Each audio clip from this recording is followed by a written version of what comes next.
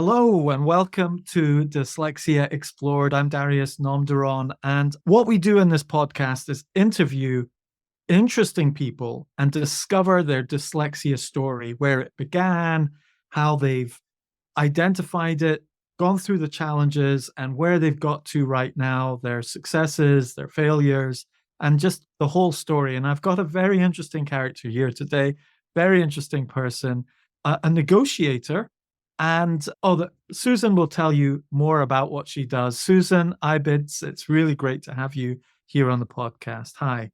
Likewise, thank you very much for the invitation. It's always good to have a premises and a channel to talk to other people with dyslexia or parents. They have kids with dyslexia and says, oh, they're going to fail. Like, no, they're not. Let me tell you, a lot of successful people have dyslexia, and more awareness and more we talk about that, we're going to demystify that we're stupid. Yes, absolutely.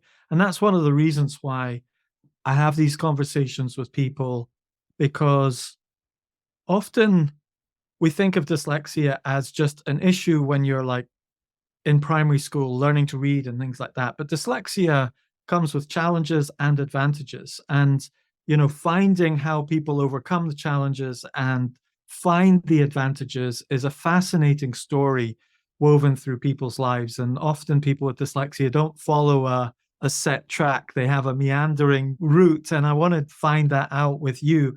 But why don't we tell people a little bit about the end of the story, where you are right now, before we go to the beginning of the story, and we do a flashback. So, right now, who are you? What do you do right now, Susan? What's your life about? It's crazy. 2 weeks ago, I started my second master in behavioral economics. It's a dual master bilingual. So I do it in Spanish and English. And I was accepted without having a degree because I was evaluated for the recommendations letter that I have. I have a personal recommendation from Dr. Paul Sack, the father of the behavioral economic, the one who discovered how oxytocin work and the way we buy. You mean From Dr. Sachs, who wrote the books? Oh, wow, fantastic. we become really good friends, and when he have time, he's extremely busy, and it's an honor. We were introduced to a friend when he says, like, what are you reading? Oh, I'm reading this last book of Paul Sack. Oh, you want to make him? Like, what? Like, and he introduced it, and I was all over the place the first time. And at the end of the meeting, I wrote an email that says, I'm apologize. I'm normal, but I was so excited to meet God. And I was all over the place. I apologize. I swear to God, I'm normal.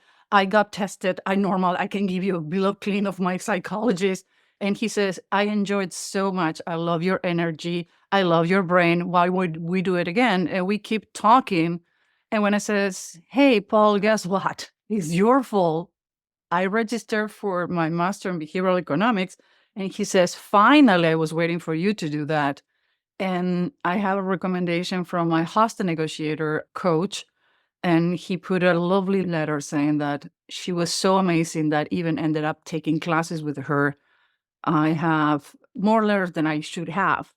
And the CEO of the university says, you're the first student that we're going to approve under these conditions, but the words, not only the people who recommend you, the words and the kindness they use about you and the effort and how much you fight for each step and how easy you adapt, we're going to give you the chance. And I driving crazy all the teachers. I'm so sorry for them because I bring all these books and study, and the other students look at me like, what is wrong with her?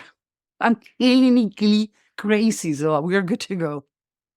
Fantastic. So you're doing a master's and you haven't done an undergraduate. You haven't done an undergraduate degree. No, because I was kicked out from the uni when I was 17. Ah, So that's where my story here in my past is so correlated. First of all, I'm so happy that I'm dyslexic. It's such a gift. When people says, what are the things that will tell yourself when you was 15 years old? And like, do more research because you're not stupid. You're going to have a great path. But it took me longer to find a way to study and utilize that path in my convenience. And again, one of the things that Lexia taught me is I always have the no in the beginning. So I you always go always with a have a yes. no. Like Yeah. from dating, you do your dating app and like, well, I want to do a video with you, like, because I don't know if it's a scam. Like, no, I'm dyslexic. I'm not ignorant. Believe me, I can write better than you. I have too much. I'm going in my second master. Nothing wrong with me. So like, oh, you have papers? You're undocumented? Like, yeah, I'm a citizen. I have dual citizenship. And to people that, how you know so much if you have misspelling? Because I'm dyslexic, or the pronunciation. Like, my pronunciation has nothing to do with my languages, has to do with my dyslexia. For example, I says leopard. I know they say it another way, but I like it. Most American cannot say Connecticut correctly. I can. So let me with my leopard and my brain the way it is. Okay, so it's like you say tomato, I say tomato, you say Tomato. leopard, I say leopard. And by the way, if you talk with a Scottish or Australian, believe me, you're going to have the same Yes. correlation. The first time I went to London, I says, where is the elevator? Oh, the lift on the left. No, no, no, I don't want to take a taxi. I want to take the elevator, the lift. And she says, oh, you're American. Lift is an elevator. Oh, thank you very much. And we were both talking English. Yeah. She was from India. She was raised there, but the English was different. Everybody Yes. have their own dictionary, and people sometimes utilize the dictionary of the brain of a dyslexic person to diminish you. And I Yes. found out, and I couldn't keep it inside anymore. You're so nothing that you need to make me feel bad in order to feel good. I feel so sorry for you because you're Yes. losing the chance to become a better person in this conversation. Then I decide to stop right now. So you've trained in hostage negotiation as well. I'm a civilian hostage negotiator. I'm the Okay. only one. I initially did level 1 and 2. I was accepted to do level 3, and I got international certified. I was the only civilian, was the pet. And again, it took me a long time to be accepted, and finally got accepted, and that I've been really good friends with my teacher, Mark Lothar, and Jack Cambria. Jack Cambria is really well known because he's actually the Pearl 1, 2, 3. John Turturro character is based on Jack Cambria. When he retired, his party was so big that a couple of movies record that party to reuse it. And those were my teachers who accept me. You use that in real life right now? Do you go out and do hostage negotiating? Most people don't know, but you have private hostage negotiations, and that's where I cannot talk too much. I'm going to give an example, then I haven't participated. But for example, in Cambodia, the amount of kidnapping for money, fast ransom, or kidnapping express in South America happen all the time. Yes. The police doesn't intervene. The people is afraid to call any kind of authority, so they hire you to personally negotiate. And on top of that, when I finished as a hostage negotiator, I was accepted in Harvard Law School to do the negotiation program for advanced negotiation lawyers. So I was on the same table with lawyers who have been working for 25 years. Guess what? Pardon, but I wiped the floor with some of them because they were like so narrow-minded, and everybody was so in the ego. Oh, I was accepted in Harvard. I'm a lawyer with 25 years experience. Like, well, I'm nobody. So I don't have anything to lose. And I think that is one of the advantages to be dyslexic. I don't have anything to lose. People already think that I'm cuckoo, so go Yes. for it. And sometimes it's Wow. good to play dumb. Yes, it And is, isn't it? I mean, that's fascinating because you've turned people's first impressions of you, even though they don't know you dyslexic or whatever, they're using those first impressions as an advantage, negative impressions in terms of, oh, right, and you're using that as an advantage. they don't expect you to be intelligent. So I always says when you have boobs in a brain, is danger because they see the boobs first, but they don't see the brain at the same moment. They get distracted. So yeah, I always like, oh, really? That? How fascinated. Tell me more. And you play dumb, dumb, dumb, dumb, and people talk. That's the reason I teach interrogation. I always says, your ego is the worst things that go in your way. When you wanna, we have 2 ears and a mouth. When I have discovery calls, when I train sales reps and says, you're so worried to sell your service and you don't know what are the needs of the other person. Yeah. I have closed business from hello in 24 minutes with 500 Fortune companies. And people like, wait a minute, you close a contract and a discovery call? Yes. First of all, and says, thank you very much for your time. I understand that we have a stop clock. I'm visual, so I'm going to be taking notes to make sure that I didn't miss anything on the meeting. So at around minute 25, I'm going to go over my bullet points. I will not going to insult your intelligence telling you I don't want to work with you. But the difference, I want to work together. I want to give you the service that you need and a service that can take us to a long time. So based on behavior, and please ask all the questions you want, what do you think or how you perceive there are things that we can help you? Because I will not going to help you with something that I don't know that you need help with. Yeah. And people like, you're not going to try to sell me anything. Like, if I tell you we're going to do a square and you have hired 4 people before to do a squares, you're not going to hire me. So if I know the square didn't work, let's make a triangle, a circle. It's not that it's not the job I do. I adapt my knowledge to your needs because at the end of the day, it's not about me. It's to fixing your problems, and fixing those problems are going to give us a long-term relationship. So it's about listen to other people. Everybody says the golden rule is do to others what you want to be done to you. That is wrong. That's ruin relationships because your needs are not mine. So I need to think about your needs. You get distracted by noise. Noise, I learned to cancel it. So if noise bother you, I will not going to be doing this. You're going to go ballistic. So respecting your needs is a way to establish a relationship. Yes. Fantastic. We'll go back to the beginning of your story, but it's just fascinating to talk a little bit about where you're at just now. I've always thought that children and adults with dyslexia, especially in childhood, often become quite good negotiators because it's a kind of coping strategy. You know, they might go to the teacher and say, oh, I'm really sorry, this has been happening. Do you mind if you give me some more time? Or could you come and help me? And they kind of co-opt people to do it for you and all sorts of these kind of strategies. And they're just subtly negotiating. I remember my mom saying to me, even though I didn't know I had dyslexia, she said, Darius, you could be like a diplomat or a negotiator or something. You've just got people to do certain things without you realizing, you know? And I wonder if you think the same. What are your thoughts on that? It's funny because I have a wood shop, and as I told you, I went to the store and buy and build my own library that can hold a ton. Actually, my contractor says, the day we need to remove this, we need to redo the wall, how secure it is.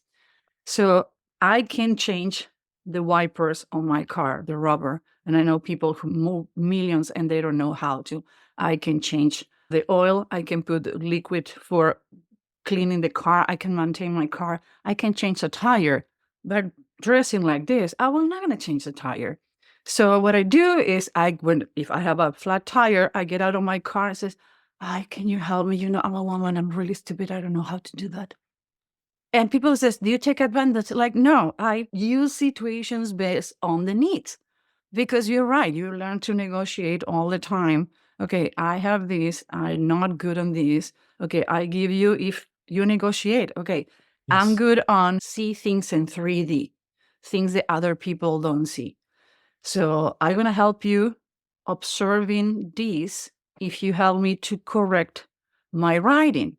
I have a coach for writing 5 times a week. And she correct, yeah. Right now, And a I coach for had it writing. before. I had it for 2 years, and I was afraid to write. And she made me love writing because she respect my voice. She doesn't change who I am. She made it grammatically correct and make me sound like I talk. So I negotiate with her and says, I'm going to bring you another dyslexic people to you, because if you learn to work with dyslexic without changing their words, they changing their voice, you're going to have so many clients, and that's it. My right hand on the company, she's dyslexic too. And the reason I hire her is because she's dyslexic. So you always negotiate with everything. It's true. You always learn to negotiate. I negotiated with my parents for the first time when I was 15. I was getting bored on the high school. Like everybody go too slow. So I says, okay, this is the plan. I'm going to go to the library 8 hours a day for a year because I want to learn more and they go too slow. At the end of the year, I talk to my teachers. They're going to evaluate me and pass me the grade. What happened? Because I was going to an European school, you didn't need to do your presentations by writing. They Oh, were forcing to learn to teach you, and you learn. They taught you how to express verbally, not by writing. That says writing is easy. Put your thoughts and talking is different. So when I started reading on the library, I realized that it was really difficult. So it says, when I went to the woman in the front of the library, she says, you don't have any more booking tapes. I'm like, oh my God, I still have 8 months to go. He says, well, there is the blind library a couple of blocks away. So I spent 8 months on the blind library, listen to the books, reading at the same time. Today I do that with audiobooks and books. I can tell fantastic. you the chapter and what he says when they say it, and where is my book located here. So when I come back from that year, I went back to the school, and all the teacher says, we don't want you in class. You're way too advanced for the other students. So the dean of the high school says, well, Susan, we have a problem. Says, nobody wants in the class. You become annoying to the other students and the teachers. So they offer to test you to pass high school 2 years before that I should have. I'm like, great, I can go to the uni early. And I remember the dean talking to my mom, like, why you agreed to do that? I'm like, can you tell her no? She made us a business plan on how this is gonna evolve and how she gonna go to the uni early so she can graduate early, can do a master, and she can make money easily. Like, you gonna tell her no? No. So I negotiated my first deal when I was 15. And I think today, if I have kids, no way I will negotiate that, because what's the risk that I could be doing drugs, not study? And that's where I started the uni almost at the end of my 16s. And that's where they kick me out, because they says, that's when I find out that I'm dyslexic, and like, academic and dyslexia doesn't go together. So that is a deal that I couldn't negotiate. But with my parents, yes, I did. Okay, fantastic. Oh, this is just so fun. I'm enjoying this. This podcast is sponsored by dyslexiaproductivitycoaching.com, which helps you organize yourself creatively with a productivity system for Apple devices. Now, there's one more thing I'd really like to know about, and that Yes. is you also not just do hosting negotiation, but you also do body language as well, don't you? You read people's body language, is that correct? I'm the only person on the world, again, my own brain have their own thoughts. When I started when I was 17, I was born and raised in Latin America. My parents were diplomats. I moved to Europe. I got emancipated early and I went to Europe. And I was studying during the day in Belgium and bartender at night. And a guy came to me and he started talking to me about how I am. And he says, dude, so much work to get late is not going to happen. And he says, no, no, no, no, no, no. I don't want anything with you. I'm a face reader. I read personality through the face, and I work in politics. And like, uh-huh. And says, I'm going to point you. So start pointing people who work on the bar and describing how they are. I'm like, how you do that? Oh, it's a 3,000 years science. I'm like, really? People can do that. And it says, have a natural, like you're the one who have more tips and you engage with the people even without talking the language. How you do it? Like, I don't know. For me, it's easy. And it says, I don't know. I'm dyslexic. So, oh, wait a minute. That's the reason. and says, I need somebody to shadow me. You want to come with me? If you pay more than bartender, let's go.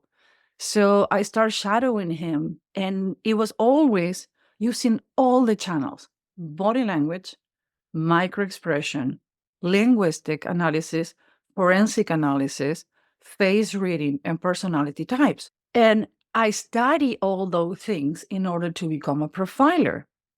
And when I was working in politics as a consulting, or in the private sector as a consulting, I didn't have relationship with other profilers. And when I started getting on the profiler circle, I found out that they do one thing or another. And like, wait a minute, how you profile someone? So for the listeners, who uses profilers? What's a profiler and what do they do?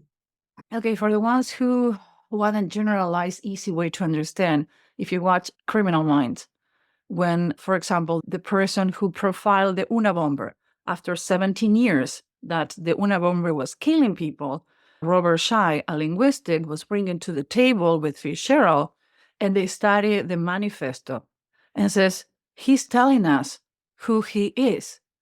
We are not reading between lines. So he was the one who says he's not the only thing he was wrong. He was under the impression maybe he was African American because he was born and raised in Chicago. But he says he was born and raised in Chicago.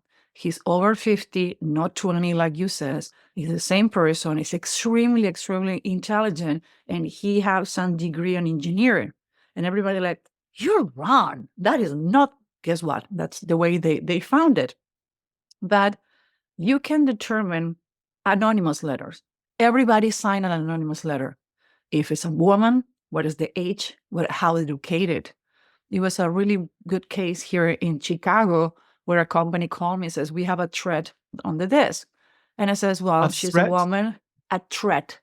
Like, oh, I'm going to make public that this place is racist. I'm going to tell the media.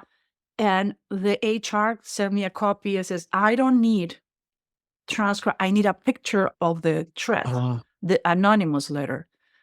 And I says, oh, wait a minute. I got it. It's a woman, African American, over 50. She's new in the company.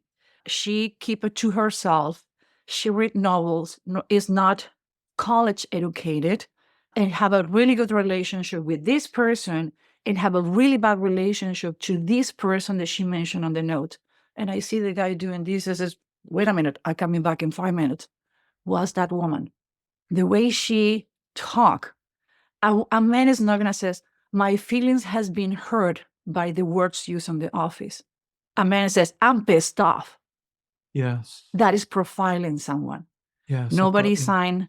And does that happen quite a lot in business? You know, like you often think of it in Criminal Minds and in all the cops and military and things like that, but you sound like you're more on the civilian side. Is that right? Yeah, I work 100% with companies. Companies, lawyers, they found me. Like, I don't advertise. I do shows, I have a YouTube channel, do things like that. But when things get bad, lawyer says, you need to talk to someone that I have. Sorry to interrupt you, but you know when they profile juries and they look at them and so on, have you ever done that? Mm-hmm. Jury selection. I need one. People is confused. I don't need 12. I need one. What do you mean you need one? I don't need 12 jurors. I need one.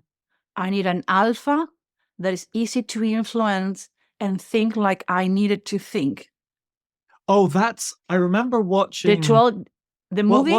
What's the one doctor? It's a strange Dr. Bull. That's true. Yeah, Bull. He did that. I watched the first episode and I thought, no, this is not for me. But you know, there's Lie to Me and Dr. Bull. You sound like Lie to Me is based in Paul Ekman. And I went to Manchester, UK to study with the guy the show is based. And is a master in Manchester that I was admitted based on his studies. And that's the master that I did with my thesis in manipulation, obedience, false implanted memories, and false confessions. Wow. So you're kind of like in Lie to Me. I was picturing, you know, the guy coming to you in between the bar. Lie to Me, Dr. Bull, and I don't know. But remember in Lie to Me, he comes across this woman who is in the scanner at the airport, and she can tell who's actually, she's like a human scanner rather than the scanner. And the doctor spots her and says, "You're a natural reader." And that's kind of like how I pictured your scenario. That was on the beginning, and I understand that you cannot run with luck. You need to Yeah. give that luck a structure, a support. And it's Yes. happened to me sometimes. I choose to deviate myself from the television profilers and the people who call themselves the human lie detector. Like, that is not true. We are not perfect. You cannot do two truths and a lie. And again, you need way more deepness. And the three ways you can find if somebody's lying to you. Like, no, Yeah. no, Yeah. it's not true. So I deviate myself from the scenic and go to more like to the academic point. That the reason today I'm doing my second master in behavioral economics, how people think and how the brain work and the emotions work and the decisions that we made. And by the way, 90% of the decisions that we made are irrational.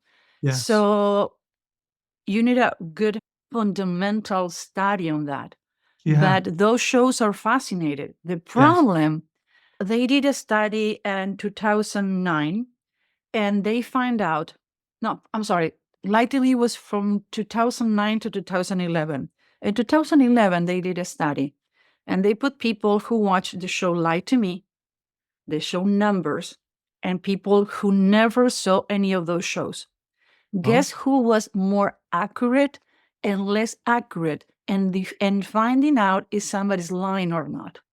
I'm gonna guess the people who hadn't watched the show because you brought it up.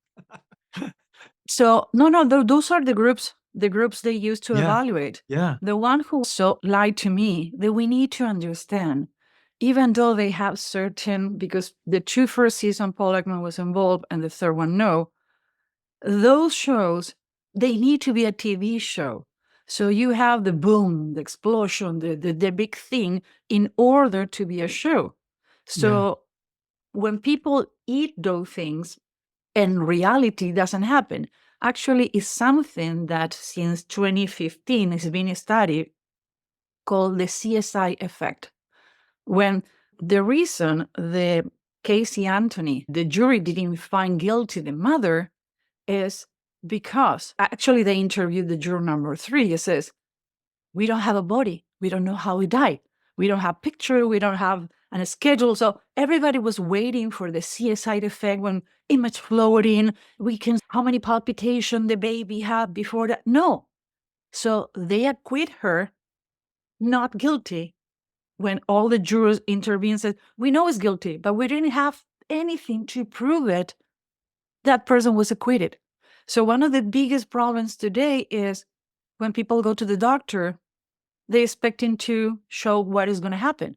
When you want to select a jury and you have a case where things can be proved, like to be proved, people expect the CSI effect. And if you go to any CSI department, nothing that you see in the show is true.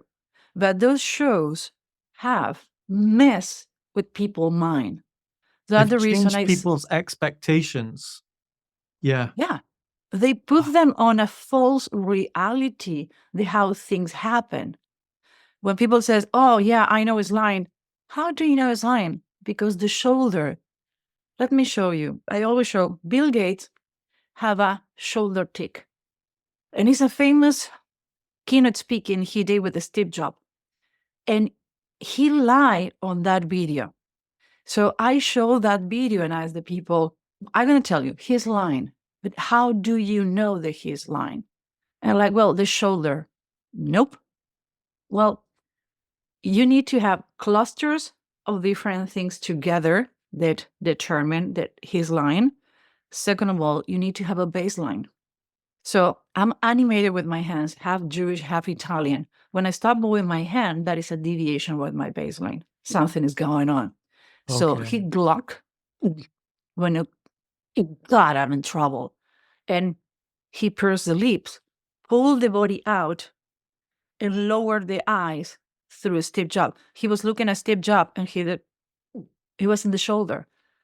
I show a video 40 years later and you see Steve Jobs, Bill Gates doing this all the time. It's a tick. So easily people go to a date, go to a job interview or a human resource interview. Someone like, oh yeah, we need to corroborate, but I know he's lying. Like, how you know he's lying?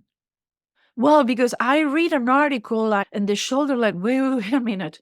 You are fulfilling your own prophecy. You're only looking for things to prove what you already perceive is true. Now, when you're going to interview, when you're going to do, we're going to teach someone interrogation, when you're going to talk to someone, interrogate with someone, you need to go with the premises that person is not lying. Then I'm going to find things to show me that person is lying. Okay. But if you go to met with someone and says, oh, this person is going to be annoying. This person is going to be this and this and this and this. The only thing you're going to do on that premise, on that meeting, on that moment, is look for things to fulfill only the preconceptions you have. And that is danger. It's like going to a first day with a wedding. Oh my God, this is the man I want to marry. This is going to be the love of my life. And at the end, it says, I was like, oh, you know what?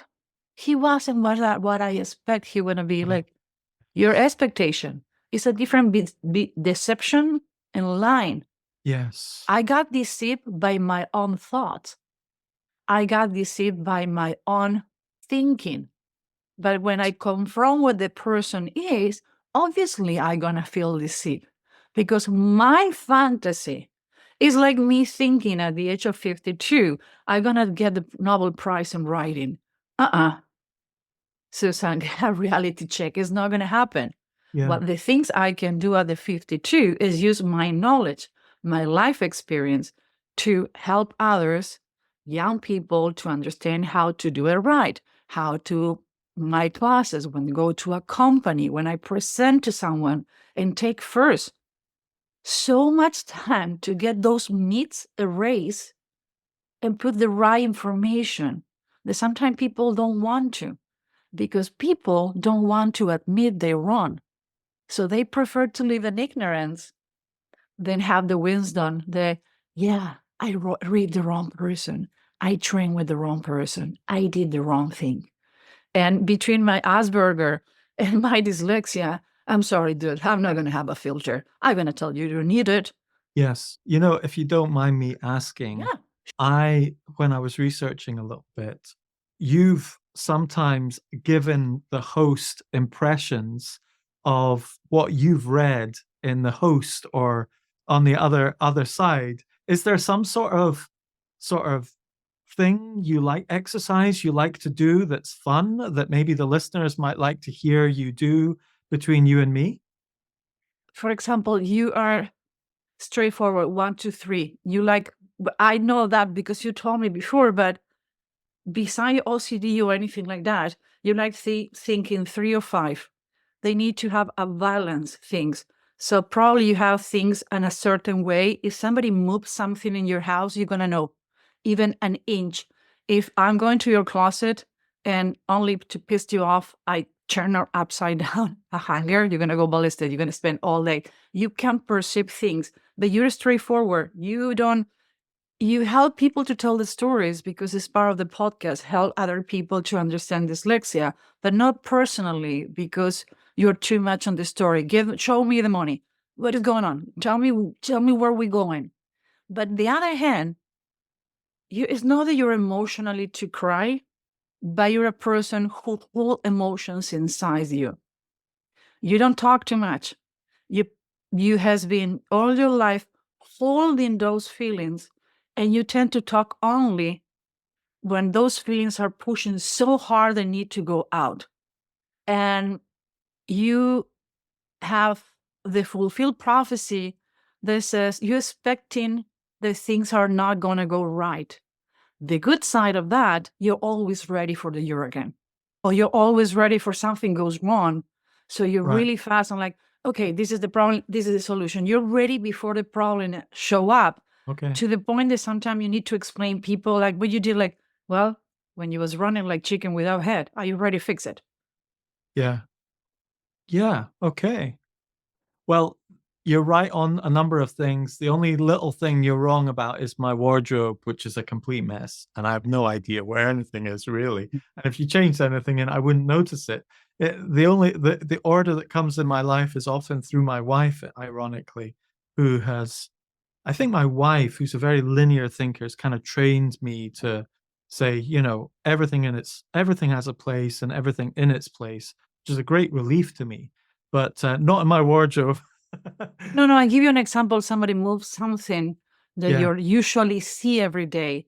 I give Yes. the example that Okay. Yeah. an example that is visually for other people Yes. and not Yes. going to personally your Yeah. life or things Well, that personally makes because we sense. are in a set. Yeah, that makes sense Because because it's a set. Your yeah, space, whatever is your space, yeah, that is the space where you're gonna yeah, notice where things are changed. Because some people can see a mess in your desk and like, don't touch anything because I know wherever it is. yeah. When I says that people think the way they like the way they want, it's not doesn't mean that you're gonna be putting the finger all the time to dust the the dirt. Is Yes. that the way you like it? So in You know, that mess, you know how to find something when another person gonna go ballistic. I'm sure your wife doesn't like to go to your office, and for you it's perfect the way it is. yeah. So, something that crossed my mind is why don't you name drop the lady who helps you do the writing? Who is she? Who's the Oh, lady? Rebecca, Yeah, what's her name? Rebecca Okay. is amazing because she not only is completely bilingual, actually she speaks English, Spanish, Italian, and French. And she have an institution that help people in translate and work in a lot of languages. And actually, I hire her.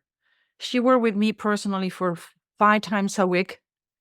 Elba, there's the other person I want to introduce. She's amazing. I met her 6 years ago. She was breastfeeding a baby, and the Carriola, the other person, not speaking English, being an assistant. I hired her as an assistant. 6 years later, I strongly believe she's going to be the best profiler I ever met. She's completely bilingual. She have done shows with me. She trained in English and Spanish. She managed our Latin American and speaking Spanish English office. And guess what? She met with Rebecca 3 times a week. And Rebecca is the person who met with everybody in my team when we want to make sure the things are done right. But everybody who is dyslexic in my company have time with Rebecca. And one of the things more people don't know, this is a woman-owned, woman-home company. All the people that I work with, they're a stay-at-home mom, putting a roof on top of their kids. So it's my family. Don't touch my family. But Rebecca, including Rebecca, the person who worked with us, she's amazing. Without her, I couldn't get on the master. Actually, I make her write a letter saying that she's going to help me with the grammar, but she's not going to affect my master. And the dean says, we don't need it. I need you to know. Then I ask for help. And a fair, so I make the letter, get certified. I give it when I start the master, and they know that every day for an hour I met with her. And still So make mistakes. so we definitely know where you are now in your story in terms of the negotiation, the profiling. It's absolutely fascinating. So let's rewind and Yeah. talk about your dyslexia story, your dyslexia journey. And what was life like before you discovered you were dyslexia? And what was your wake-up call to dyslexia? Was it a person? Well, what happened? How did you find out about your dyslexia, and what was life like before it? It's not a proper English, the one I'm going to describe it, but I'm sure a lot of people are going to find related to that. Until I was 17, then I was diagnosed. It was always a struggle. Then I was lazy, I was stupid, I wasn't apply enough, punishment from the teachers, punishment from other kids, mocking, bullying. 35 years ago, you're going to tell your parents you got bullied and says, I'm going to slap you too. So go and fix it. And dyslexia make me stronger, thicker skin. I don't believe in gaining and gifting without fighting. My parents Yes. says, you don't like it, change it. They don't expect me to change it for you. So that taught me to defend myself.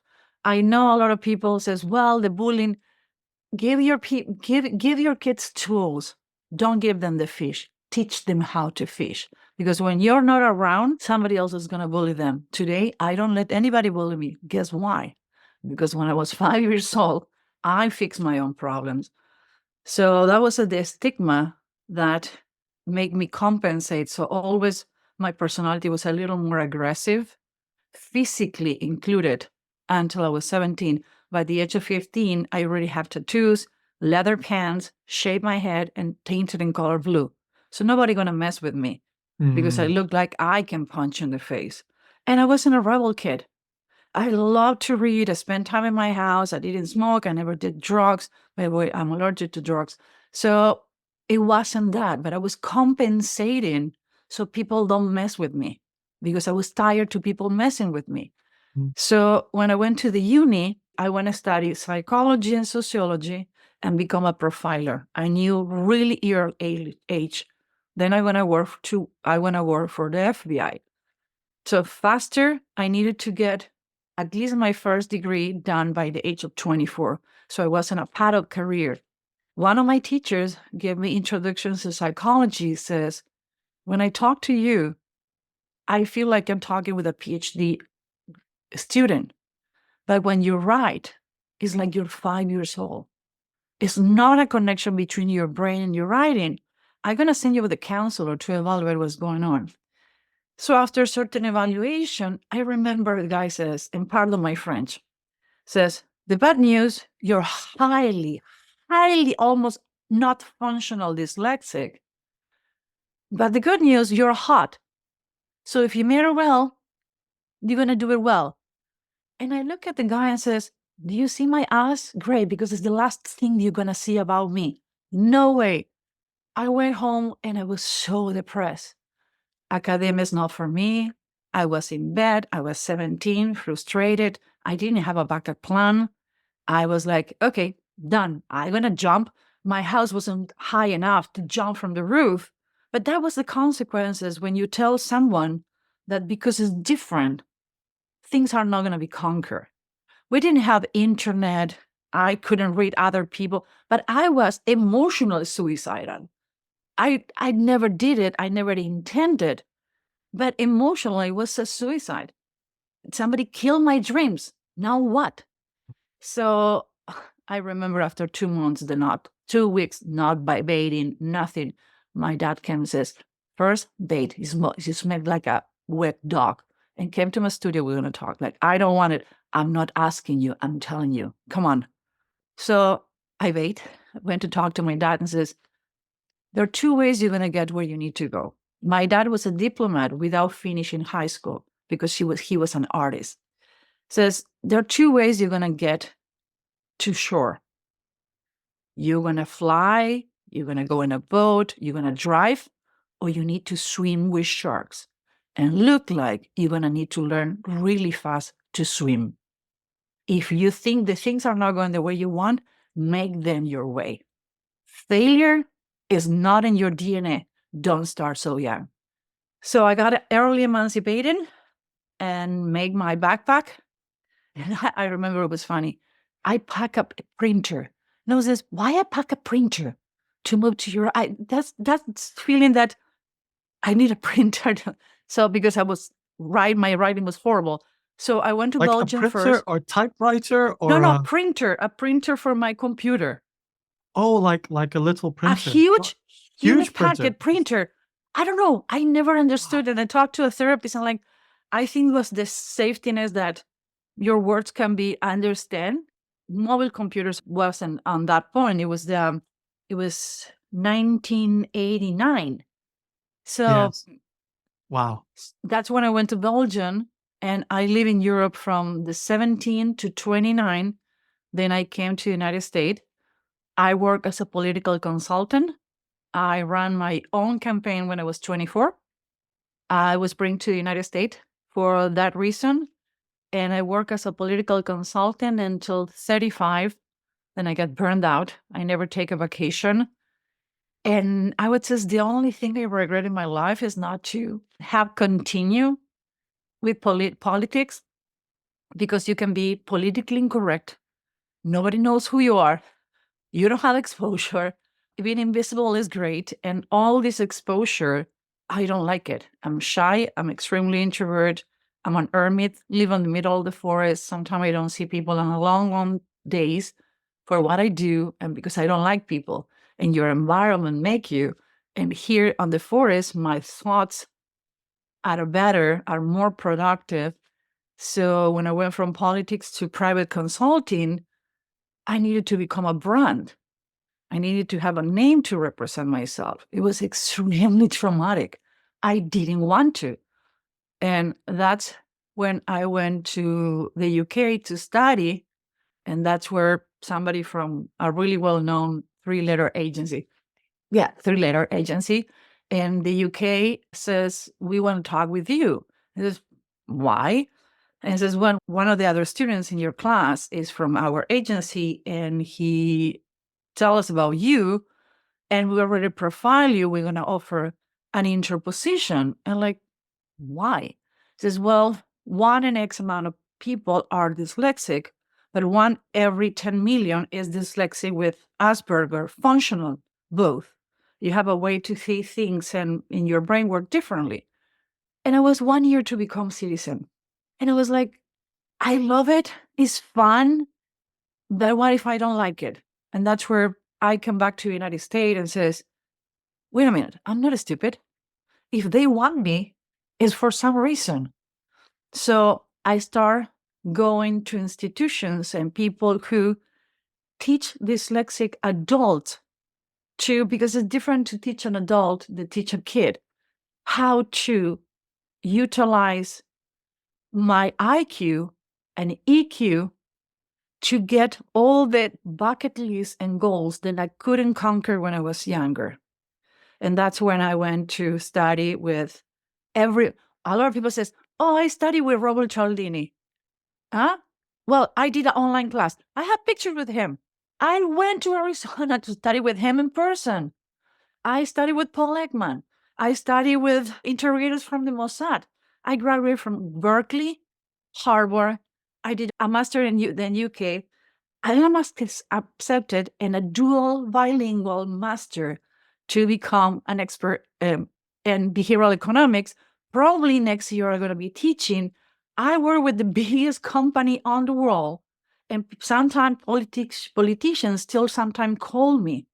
But the way I went back to school was when I was 40. Yeah.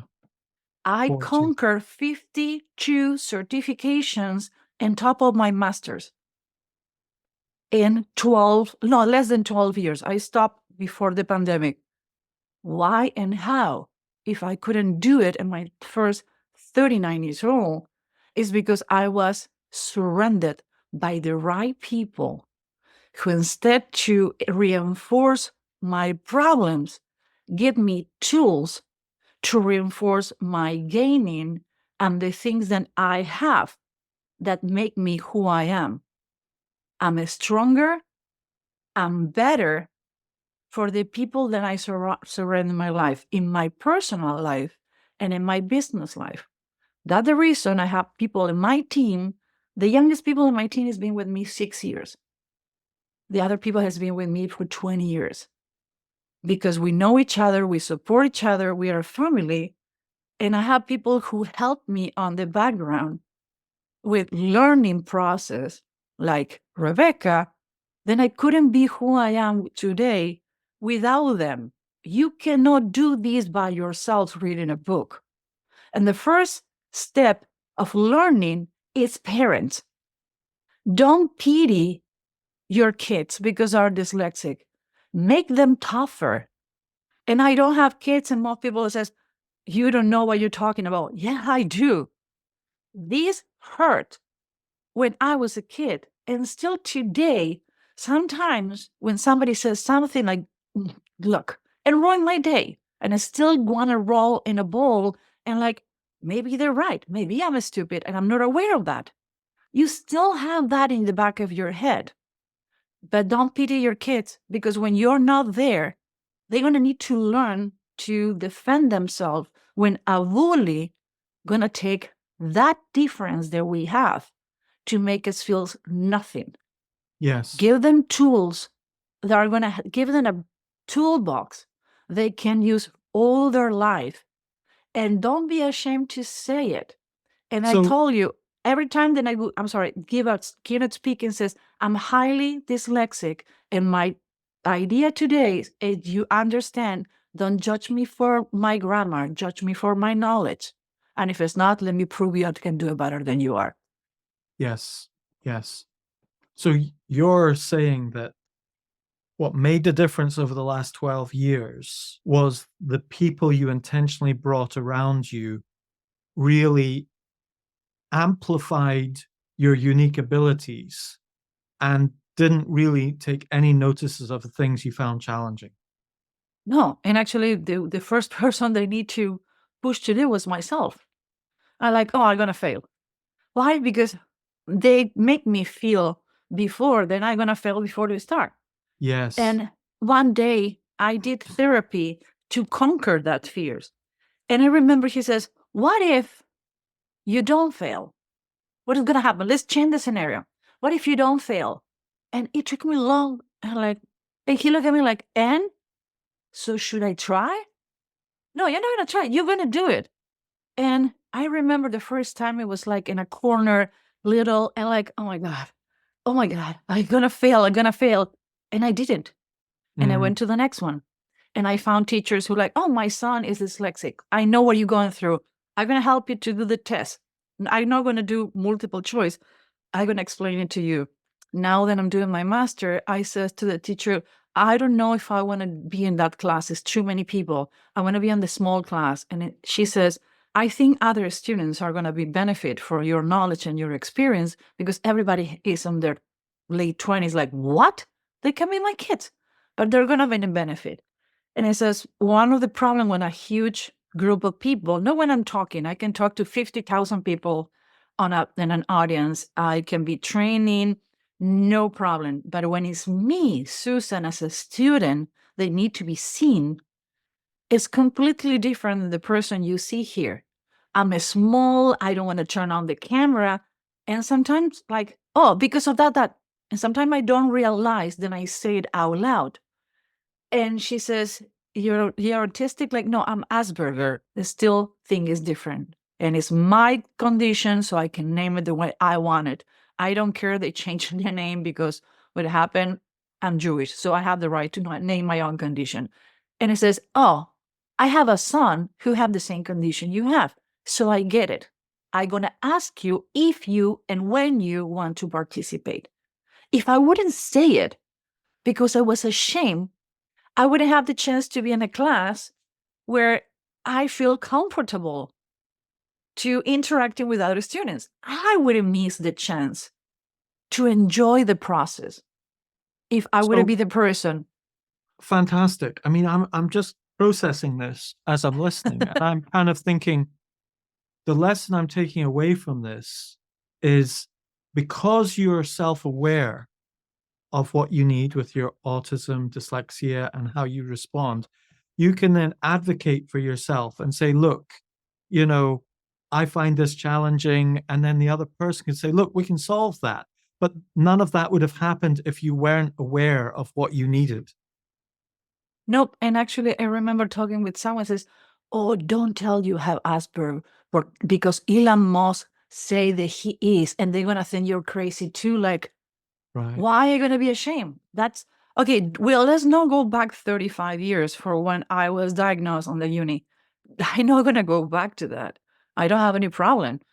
I have a clean bill. My therapist fired me. Says, you don't need any more therapy. You need to go out there. Stop. Yeah. You don't need me. Yeah. You need other people. You need other things to help you to move. Therapy, you figure out. Go and do it. What the heck? You're going to apply next. That was a couple of years ago. You're going to apply for a second master. You don't have a degree and you made it. Go and live. Enjoy life. And he was right. Brilliant. Your therapist fired you. Now, I know your time's limited, and I'm just thinking in my mind, what was your main challenge, would you say? You've talked about lots of things. With dyslexia, what do you think are your main challenges? Because it's not the same for every single person. Could you make that clear to the listeners, what you found from your dyslexia as main challenges? Today, everybody fight about AI. And without AI, I couldn't be functional. And AI is the grammar corrector. Now I can dictate my articles to the computer, then it's easy. It's not to have the right tools 20 years ago. We Right. didn't have any of the tools. Today, kids have tools Yes. to avoid the pain to, oh God, come back the paper with the red. Do it again. Like, Yes. no, but why? Like Yes. Yes. this red, I still Yes. remember the C minus and the red. Do it again and do it again. And get frustrated at 10 p.m. being a kid and like, oh, why? And now, instead to fight with the AI, people have tools to help them to conquer that. And actually, I don't know anybody who's dyslexic who doesn't use Grammarly or thesaurus or synonymous. That is not that it's not in your head. That help you to put together. It's still you, but that Yes. help you to put that. And actually, I didn't know. I found out when I got the psychology to the article. There is a dyslexic person that develop a font, a type of font to write in that is Yes. easy to read for us because we cannot read all the fonts. It's something that I didn't know before. I'm like, oh my God, I'm losing my visual. Like, why? And like, change the font. I'm like, oh, I can read this. Yeah. There are fonts created for us. Can you imagine, Darius, if that would have happened 30 years ago, what we can conquer? Yeah. Yeah. I so agree with you. I think that's so fantastic an answer because, your challenge, what you're basically saying is your challenge was you weren't given the tools you needed to function in school and in uni. End of story. We didn't know that we need those Yeah. tools. Now Yeah. we need that we need it. Yes. I think AI is going to solve dyslexia's challenges and amplify its advantages. I think it's already been doing it and it's going to do it so much more in the future until all this low grade clerical stuff that we get judged on just becomes automated and we can enter into our unique abilities because we've got more specialized minds. We need to understand the MI6, the CIA, FBI, and the Mossad hire dyslexic people as profilers and interrogators because we hear and see in 3D, meaning that we can observe on 3D that the reason we can see clusters together about situations, room, you can map a room and remember and see things happening and your peripheral awareness, meaning that not this way, like nobody else can do it. Yes, I call them wide-angled thinkers. Well, it's called 3D. So why those institutions there are supposedly to be the top of the world, hire people like us, but we still call stupid when we misspell a word. Yes. We need to educate the ignorance because ignorant is not the degree you have. It's the resistance to learn how other people function. Yeah. Or other people skin colors, or other people genders, or other people differences that you have.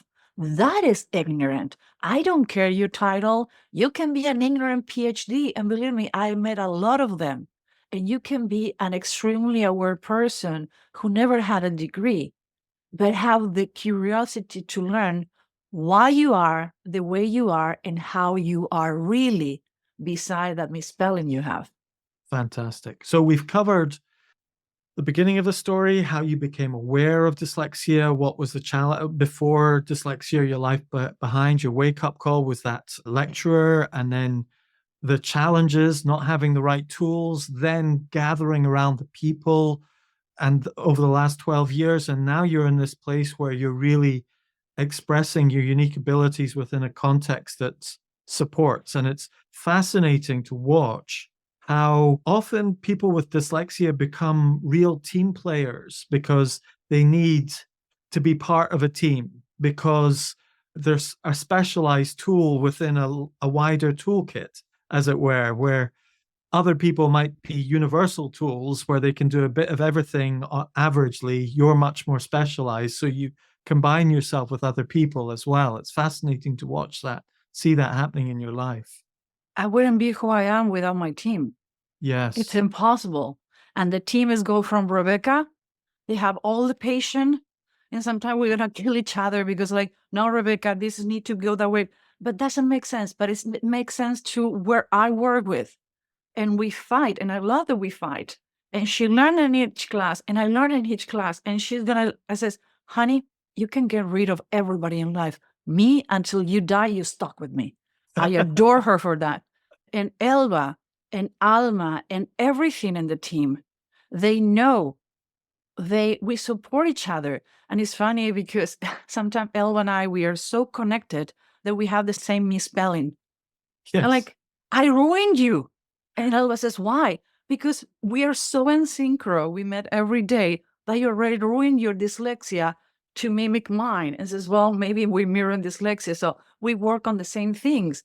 But I sent everything that I write to them and like, oh, Susan, you're dyslexic. Like knowledge is right and the opposite. Like at least I'm consistent with that. But if I would try to do this by myself, Yeah. oh my God, I will be cutting grass and where I live. Nothing wrong with that, but it's not the outcome that I was expecting for myself. Yes. So sometimes I like to ask people what's in their toolbox, like what do they tend to use as tools? Because often with dyslexia, we're real tool people because we kind of externalize a lot of the processes that people do in their head.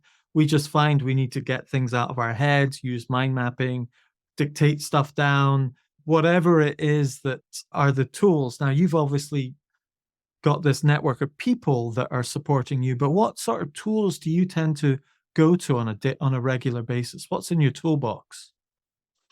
This little gadget, I live on that. And this, not because I'm addicted to media, is because I can dictate. I have dictionary treasures. I have dictionaries in all the languages that I speak. My computer, taking notes. And other things that at least happen to me is I have a black book. I have notes, book notes all over the house. Another thing that I do, and people say it's crazy, but for dyslexic, 3D dimensional thinking is great. I live on the forest and I have a glass house. So I found these markers that I can write on the windows. Oh, like they do in the movies. Yeah, and I have stickers on all my bathrooms. And when I have an idea that is like conflicting and I cannot like pull it out, I write things. So every time that I pass, I'm like, no, still I don't get it. And I have things visually around me. Yes. Or things like bucket list or whiteboards, like things that I'm struggled this week. So I put it on the whiteboard, I take a picture, I send them to all my networking and like, I'm stuck with this. Oh no, Susan, because you need to do 1 + 1 - 3 to be -1. Oh, you're right. Yes. Not be ashamed to ask for help, but everything that has been invented, I use it and trial and error. And sometimes they send me programs to try. If I like it, if they work with me or not, and then I'm being so open about dyslexia, like, hey, we have a new program. Can you please send them to me? Yes. Please send them to me. And I enjoy testing and like, you know what? It was difficult because that didn't understand. I need them to get my speech voice and follow me and recognize what are my mistakes. So I have been working with them and more than happy. So if you're trying a program from dyslexia, please let me be the beta tester. I love that. Okay, well, actually, I'm just about to create a mind mapping app called Ivy. Do you do mind mapping? No, okay. Everybody have a dictionary. What is a mind mapping for you? Because for me, it's writing things on the glass and white board. So what is mind mapping for you? Okay, so mind mapping that's a form of it, but mind mapping is like Tony Buzan did, where you start with a central image, you do a branch off it, you put a keyword on it, you put images on it, you connect more branches, and there's a sort of a hierarchy of knowledge using keywords, images, and branching structures. You can do it by hand, or you can do it on a computer where it branches things out and you can move things around and reorganize them visually. I connect that in my whiteboard. So maybe I'm not connected by arrow, not all the time, but I do a circle and say, okay, this is the website and design programs Yes. and where they gonna Yes. connect. Like Okay. that's the way I organize my books. Yes. When I moved, somebody helped me to put the books and put it by shape, and I almost have a heart attack. It took me 2 years to reorganize my books because my mind map, I know without even watching, I can grab a book and know what it is. Yeah, so That is your bookshelf is kind of like a map of knowledge, and they're all related to one another. Fascinating. So that's like a book mind map, as it were. So yeah, that's kind of what I'm talking about. There's all sorts of variations on it. It was just fascinating to see how I you would use. love to see it. Yeah, I would love to see it Yeah. because it's everything that you can do to improve. Please bring it. Yeah, And great. don't be afraid to ask for help and go to institutions and how you can improve your own life and the people around you that suffer for the same. Yes. Well, I know your time is short and we need to finish Yep. off soon. So what And sort I'm of sorry for that, but here in Chicago, we have 20 centimeters of 4 inches of snow, freezing below zero. So I need to take the train and I cannot drive to the city. Yes. And when you say below zero, you mean minus 50, 50? Minus 50 Celsius, minus 30, 32 Fahrenheit. So we're talking frozen. I went outside to remove the snow and my lips froze. Wow. Wow. Yeah. Or I think it must be the other way around, minus 32 centigrade and 50 Fahrenheit, because it's normally Fahrenheit's a bigger number, isn't it? 32 Fahrenheit is 0 Celsius. That's the only conversion. I was I get educated in them so Europe. confused. I like Let's not get into it. centimeters and I like Celsius. Me No, too. I don't like I don't like Fahrenheit. It confuses me. And me So, too.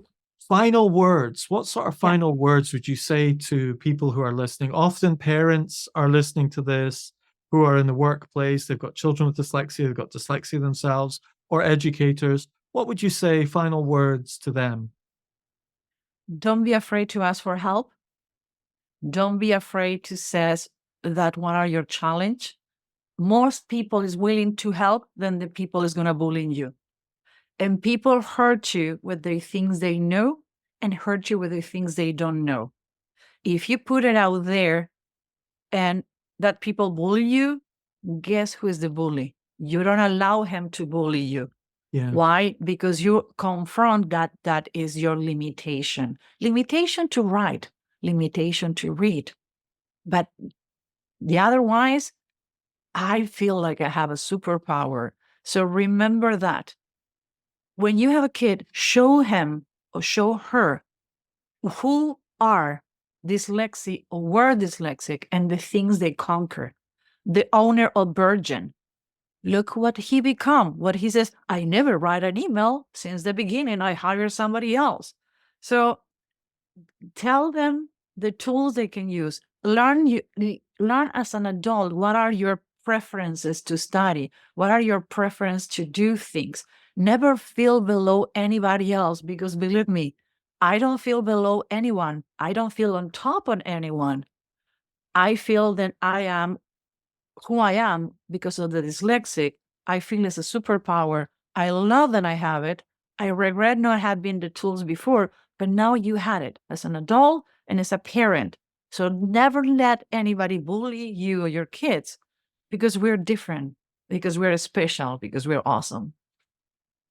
Thank you very much. What a great way to end it. Thank you. This podcast is sponsored by dyslexiaproductivitycoaching.com. It's my day job when I'm not hosting this podcast. Tell me, do you know what you want to achieve in the workplace, but you're struggling with how to achieve it? Maybe you suspect some traits of dyslexia are getting in the way.